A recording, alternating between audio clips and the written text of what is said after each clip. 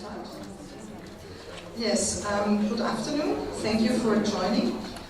Just to remember, I'm not a mathematician, I'm an artist and scientist, so my approach might appear totally differently, but I think it's extremely important because what I learned really very much things together with you at the summer universities, and I was kind of evaluating and I tried to put together what I learned from you and what I think it's important to look at.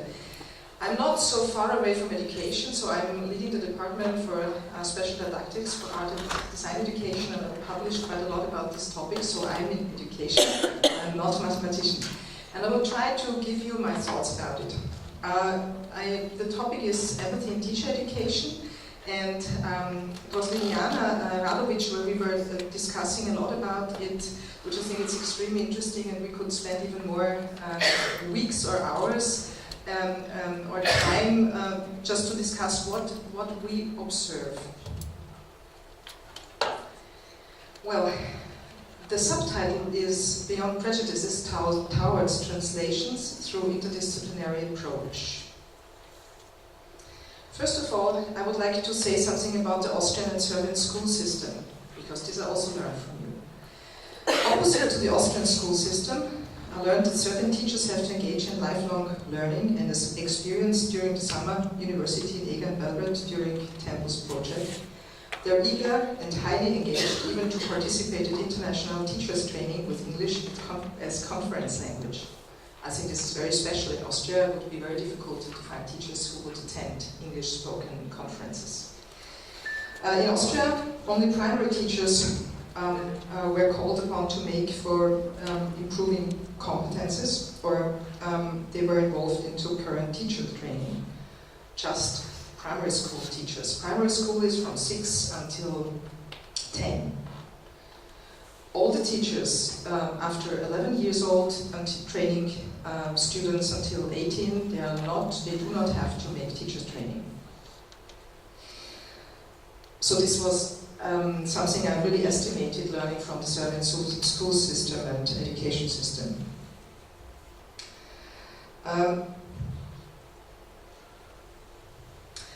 Now I want to talk something about the benefit from summer schools. Summer universities of that range, like Eger and Belgrade, haven't been yet implemented in Europe so far. There have been some, but not so many. The Temples project demonstrates a high range of excellence of Serbian teachers and the necessity of such trained teacher universities in summertime with interdisciplinary approach in order to enhance creative and innovative classroom lectures. It must be stressed too that the social aspect, the gathering of teachers within breaks or after the conference, triggered by discussions about lectures and workshops, are regarded as highly important. Teachers united and started from one year to the other to develop group work and exchange. You all know the Facebook group.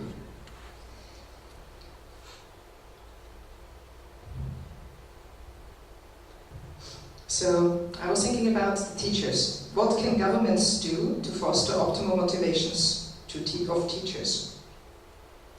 Standards in educational reforms, poverty and increasing diversity of school populations force teachers to engage and understand the motivation of students.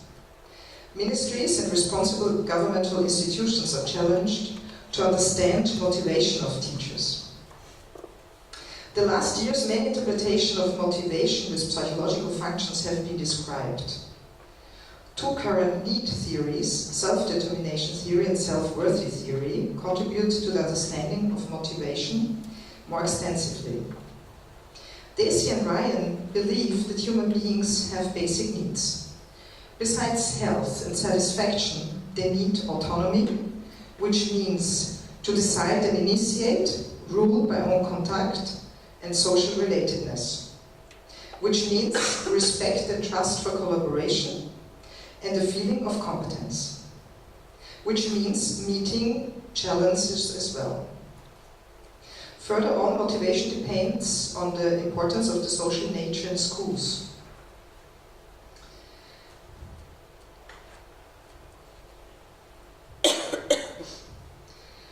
So what can governments do to foster optimal motivations for teachers?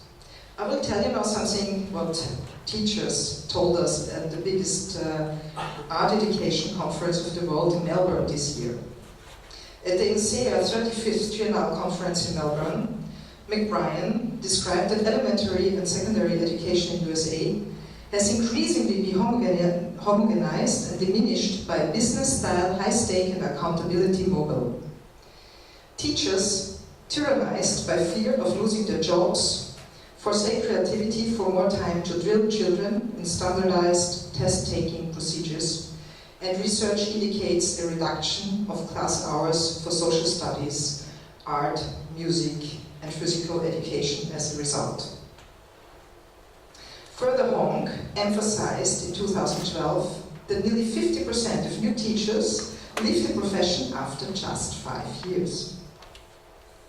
Even though governments should have heard about constructivist approach, they seem to be untouched of motivational knowledge. And as it appears to me, also we very often forget about constructivist approach. I'm not talking about mathematical constructivist approach, I'm talking about psychological constructivist approach. Actually, it's a very famous constructivist thinker, Heinz von Förster. He's Viennese, or he was Viennese, and he explained, actually one father of the cybernetics, explained that human beings do not have or can not behave like machines. You know, if you put a coin into a coffee machine, usually you get a coffee after. But we human beings, we react totally differently.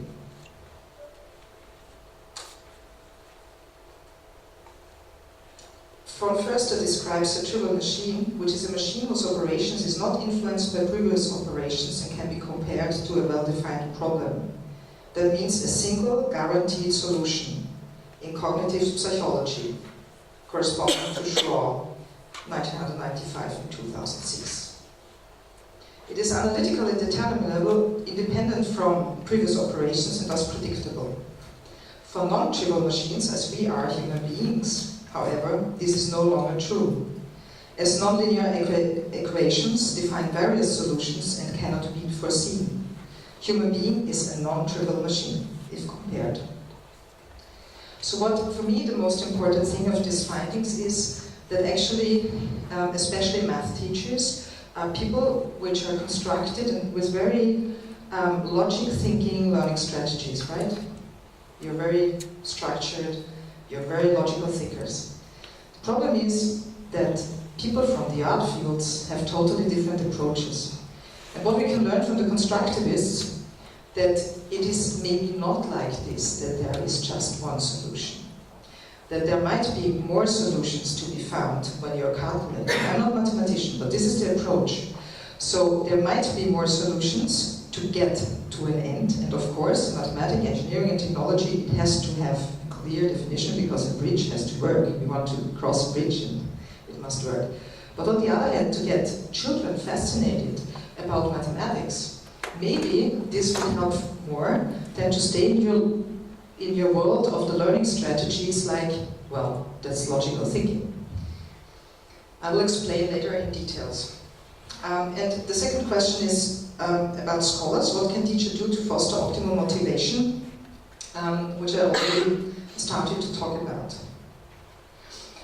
So, Tomlinson and others in 2003 described that there are various indications that most teachers make few proactive modifications based on learner variance. So actually the teachers stay in their strategies and don't change because they have their own experiences. This is also proved that we are teachers because we have teachers, and so we continue on, and this influences very much our approach. And when I introduced design thinking, which was actually developed by designers themselves and propagated by consultancies, it is actually believed to encourage people to act interdisciplinary and in teams with special rules and procedures, but especially to empathize and find out what is the need of my person on the other side. So what I will try to talk about the workshop descriptions. We did the workshop. So for those who haven't been participating in the first workshop, 12 men, 15 women teachers participated, as well as 2 students of design. And in the second workshop, there were 14, 2 men and 12 women math teachers participated, as well as 1 language teacher and another. It must be assumed that out of 27 interviewed pupils, 20 women were interviewed and only 7 men. So what I asked the teachers participating at the workshop, so many of you have been participating, I asked them, go out and ask anybody on the street out there why they are bored about maths, or if they are bored about maths, or what is their problem about maths, and try to find out in very few time as much as you can. And what I found out, that many teachers actually had a lot of problems, because some had at the beginning the idea, I know why they have problems, because it depends on good teachers. So when I say that, I must believe that I'm a good teacher, don't I? But sometimes, or what John Hattini, he's a very famous Australian researcher. Actually, he published a book about visible learning, and I really can recommend this book to you, and there are also a lot of PDFs online about his research done. And actually he proved with a lot of meta-analysis of hundreds and hundreds of research done, also in mathematics, that actually there is no good teacher. So every student has a special teacher who might influence him or her for his or her lifetime. But he also researched what kind of learning strategies are proved in an empirical way of research to be good or less important for students. So during our workshops, I remember very well, one of the teachers said, you know, Ruth, we can tell you what is beautiful. And I said, how interesting. I mean, I'm an artist, and mathematicians tell me what is beautiful. And then I found out, I know this. This is the problem of the conflicts of the faculties. Conflicts of the faculties is that I believe I know what aesthetics is. If we continue to think like that, we will never enter, not a minimum, into interdisciplinarity. Because interdisciplinarity means that I engage and I translate what I think, what art is, what design is, in your language. And the same, other way around. If you're from another discipline, you have to play. For example, you have to explain mathematics to me that I, with my interest, will understand. If you don't reach me that far, if I don't feel addressed, we cannot talk about interdisciplinarity. And you didn't reach mine, or I didn't reach your strategy of learning. This is, I think, the main focus, and this is really because mathematics is so especially difficult, because mathematics seems so clear, input, output. This is the formula, I can explain, not all of you. But I know many of math teachers believe that actually they don't understand why students can have problems with mathematics. In arts, you will find a lot of people who have a lot of problems with mathematics. Because people didn't feel attached to mathematics, because there were no visual learning in their math class being done. So, about the interdisciplinarity and the trends and challenges, I will also report you something from international trends and thoughts about that. So, what is actually, mathematics is one of the highest esteemed disciplines of today's world. So all of you who are math teachers can consider yourself as one very important person. The arts are getting less and less important. In times of financial crisis, the first thing which is eliminated are the arts. Yes? We have to face the circumstances that satisfied societies succeed very low rates at STEM testing. I speak about the western, northern part. And poor interest in these subjects and hungry societies, like for example India and the whole Asian Pacific, show high estimation for these disciplines, regardless of gender too. Originally developed as general systems theory in the mid-20th century, Bertrand systems theory was initially viewed as a way to unify disciplines in the science sciences. But we have to look at that very carefully.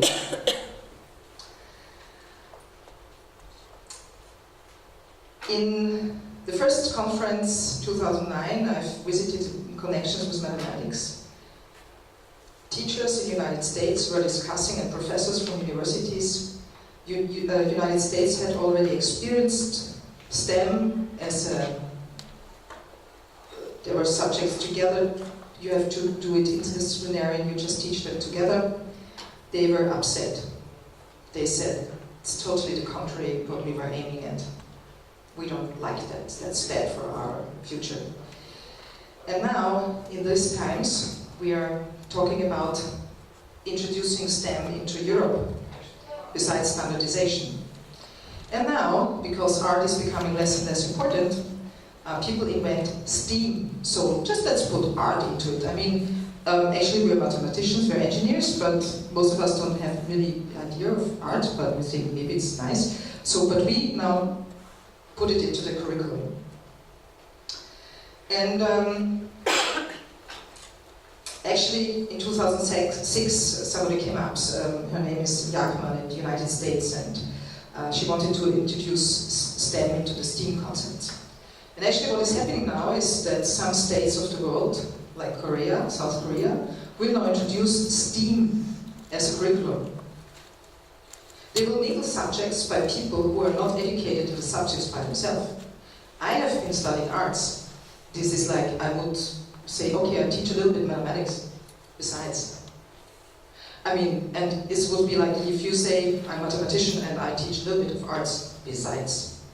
So this is the big danger if we think about mingling subjects. There is no mingling subjects because the subject needs to stay in its own discipline, because every discipline needs a lot of approach and knowledge. And this is proved by other studies, not only by, but also by teams. I told you that at the summer university as well, that the highest academic degree, the best training is actually important for the best student education in schools. And this is now important, also proved by HET, that empathy, verbal knowledge, and didactics are even more important together with this competence. So you cannot learn a little bit of a subject and then teach it. So this is a little bit the problem. We can adapt from other subjects, but we cannot really say we are teaching them. When we had the student study visit in Vienna, there was a conference internal at my university, and the students from Serbia and Austria presented there at the conference. And there were some professors of our institutes, and I'm teaching at the only art and design school, and we have some very important professors of all over the world teaching there. And there were some of the professors coming and watching. And you know what they asked us also? And where is the art? So actually we have to be very careful in just mingling and really to develop and respect, and really show respect to the other subject. As mathematicians cannot understand arts like that, I cannot, as artists, understand mathematics so easily. Yeah? And this happens to all of you students as well. Yeah? And finally, because Beyond Prejudice is Taoist translations, because some of the teacher told me at summer university, have you been good in mathematics, Ruth? And I said, what do you think? And they said, I think you have been bad. And I said, well, I have been bad. But then somebody, one mathematician, he was a genius, and all of you can be geniuses. He asked me, what are you interested in? And I told him what I was interested in. And therefore I think maybe, besides, I will talk about, or we will talk about tomorrow about interdisciplinary approach and the survey of 2014. Besides of thinking about what kind of visual and kinesthetic impact we can do in mathematical teaching, we need this empathy, this relationship with our students to find out. Many of you said after the design workshop, I need to focus on the relationship, this is interesting. And I think this is maybe the point which has to be started before we start about thinking the concepts. And according to what I experienced, what happens to you you give a lot of engagement, you have to do teacher training, and what is about the estimation. by government, by state? Are your toolkits produced by the government, the state? And actually what I found out in general, I liked very much, there was an essay written about that according to the Society of Human Resource Management, appreciation is at least as important as salary. This works as an emotional salary. And if we are teachers, I still also teach 1 day a week in school, if we get this appreciation, this emotional salary by all involved people, I think we can improve very well with our teaching impact. Yeah, that was a short overview. Thank you.